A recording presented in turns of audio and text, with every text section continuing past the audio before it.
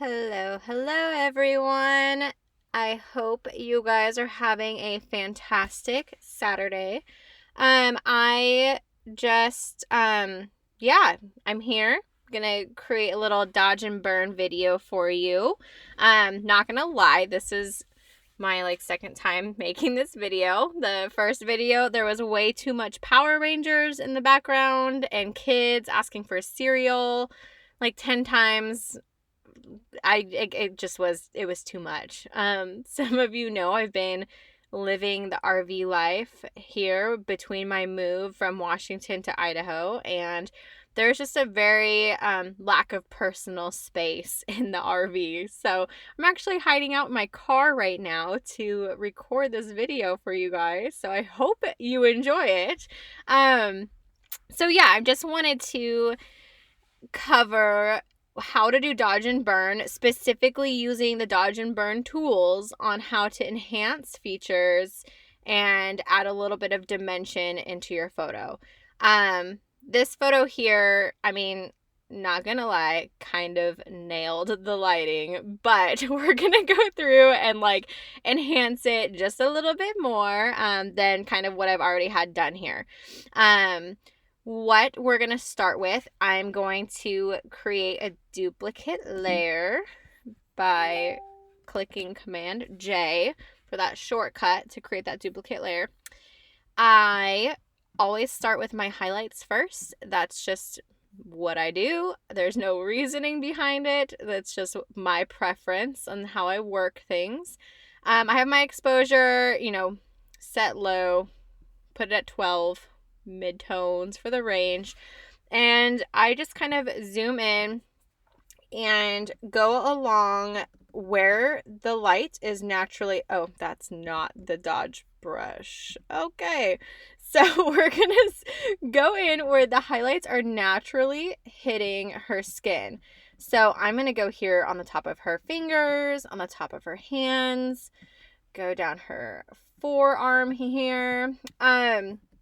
It doesn't need to be perfect. This is, just what it's kind of what you think is best. I also kind of if you've ever watched makeup tutorials, that can really help with dodge and burning as well, to kind of where the highlights, where you would really want that to pop. So I went above her brow, under her brow a little bit, top of her nose, that high cheekbone. I might go a little bit under here.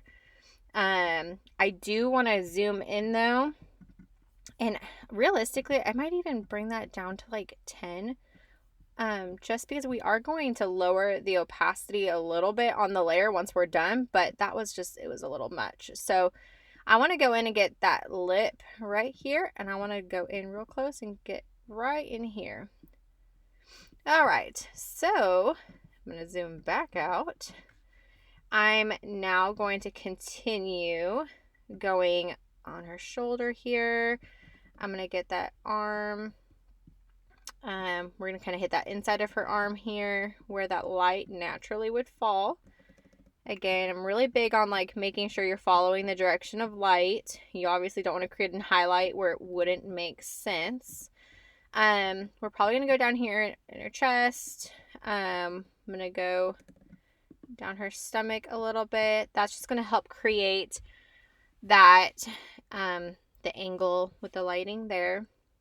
I'm going to get her hip bone right in here, get the top of her leg up to her knee, and the top of her other leg. Okay, so I'm pretty happy with the highlights. From here, we're going to also, I just kind of go from body to hair, and then, we can kind of touch up a few spots on her outfit as well. So from here, hair, there's this one here that I want to pop a little bit more. So I'm going to get that one there pretty good. Maybe some of these lower ones where that light would really hit her hair to kind of make those pop, and just it's going to add that dimension in her hair a little bit more. Oh my god, so I'm have a stuffy nose. I swear I'm not sick. These allergies, again, we're literally in the woods and the pollen out here is so bad. I went to Target because I had to go, we ran out of ketchup. So my son eats us out of ketchup.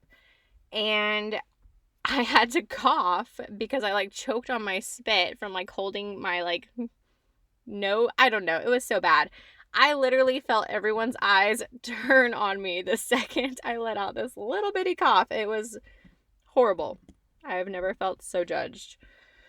Okay, so back to what I'm here to show you. We're going to go to your burn tool.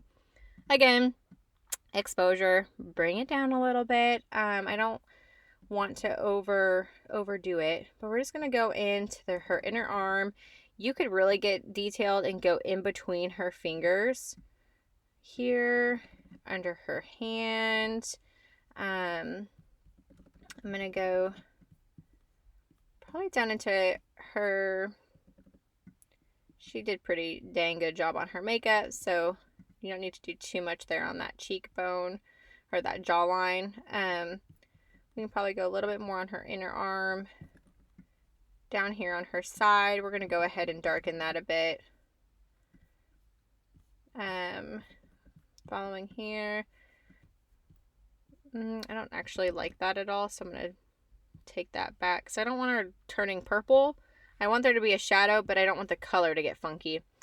So kind of going back to her hair, we could, go into her nose a little bit, but this picture I wouldn't. There's other pictures where that would be something I would do, is kind of like go along her nose just to kind of define that, kind of go around her mouth a little bit.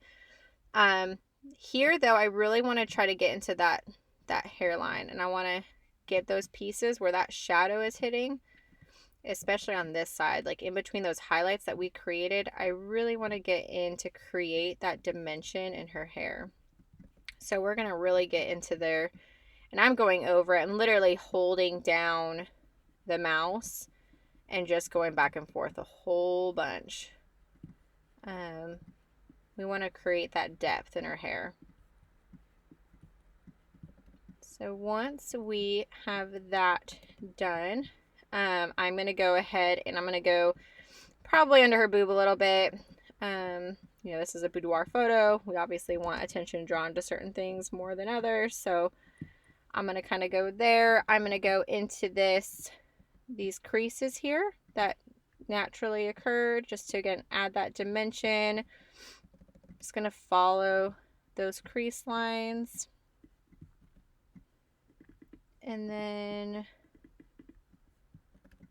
I would say I'm pretty happy with this. So I'm going to back it up now and show you what this looks like at full opacity over here. So there's the before, there's the after.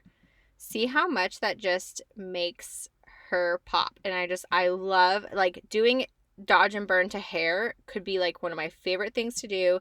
I think it enhances a photo so much.